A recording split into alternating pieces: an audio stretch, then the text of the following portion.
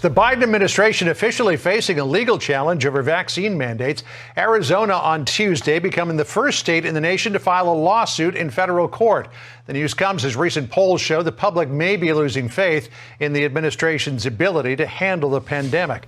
Arizona Republican Attorney General Mark Brnovich joins us now. The basis for this case, Attorney General Brnovich, is an equal protection argument. You say that under the Equal Protection Clause, the vaccine mandate is null and void because it does not require that migrants who are coming across the border illegally, and we saw 208,000 of them come across the border with the new numbers in August, make the case for us that because it doesn't apply to migrants, that the whole thing needs to be voided.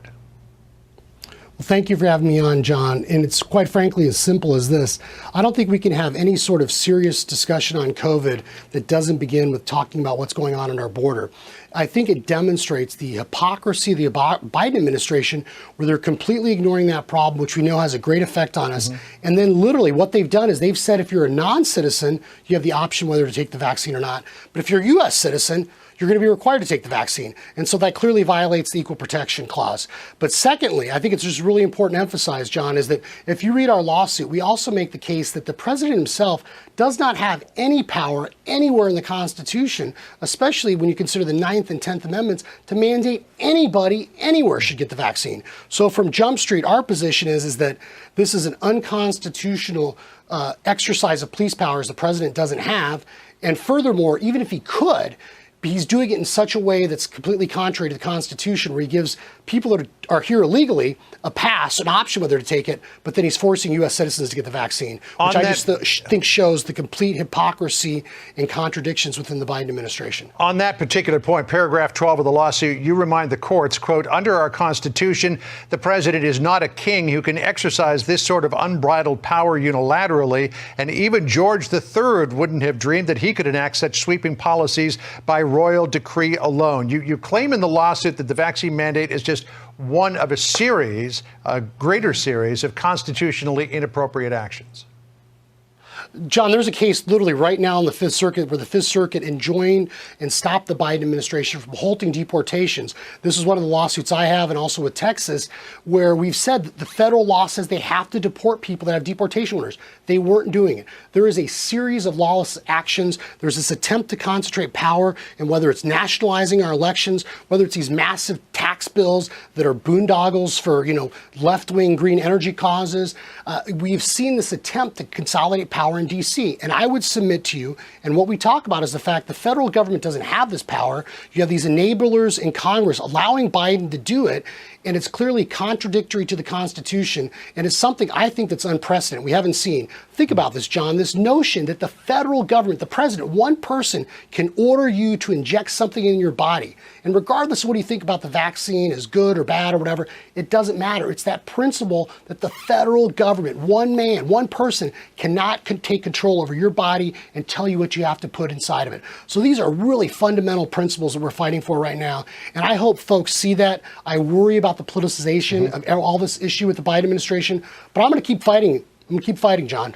So now that this is before the courts, the federal courts at least, it is going to be up to the third branch of government to make a determination whether or not this is constitutionally sound or not. Wall Street Journal editorial board member Holman Jenkins wrote about this coincidentally yesterday, saying the good news about the Joe Biden vaccine mandates is that lawyers and judges will now have both incentive and duty to supply clear thinking about COVID, which has been lacking. Remember, the question before the courts is not whether vaccines are good or bad, but whether the government has sufficient authority and grounds to overrule personal choice in whether to take them. And I think, too, Attorney General Brnovich, if you look at the bigger picture here, the trend line for Joe Biden on COVID is going in the wrong direction. This new Quinnipiac poll, take a look at this. 48% of respondents approve of the way that the president is handling coronavirus now, compared to 49% who disapprove. Well within the margin of error, but again, the trend line going in the wrong direction. Your thoughts? Well, John, look, I'm a public school kid. I didn't go to an Ivy League school, but I understand the importance, because my family fled communism, of making sure we have a system of a rule of law and a government, especially a president, that respects the Constitution. And this is one of those issues that if you allow the Biden administration to get away with this, it is an unfettered amount of power in the hands of any one person, any one administration. So I hope the ACLU, all these other left-wing groups join and understand that this is an incredible invasion, not only of our bodies and our rights to privacy, but it's an overreach by the federal government. And if you allow this precedent to stand, if you allow the president to do this, then what can he not do? It is unfettered power, and the Constitution clearly said that was not his job. And this, you're right about the system and the checks and balances with the judiciary getting involved, but let us not forget that Madison, the people that wrote the Constitution, understood the states were the ultimate checks on the federal government, that they were zealously going to guard the liberty and the rights of their citizen. And that's what we're doing. This should be an issue where there's 50 checks on President Biden, and that's all 50 states. Well, we will see if the ACLU and others take you up on your invitation to join the lawsuit. Attorney General Brnovich, good to talk to you. Thanks for laying that out for us. Thank you, John.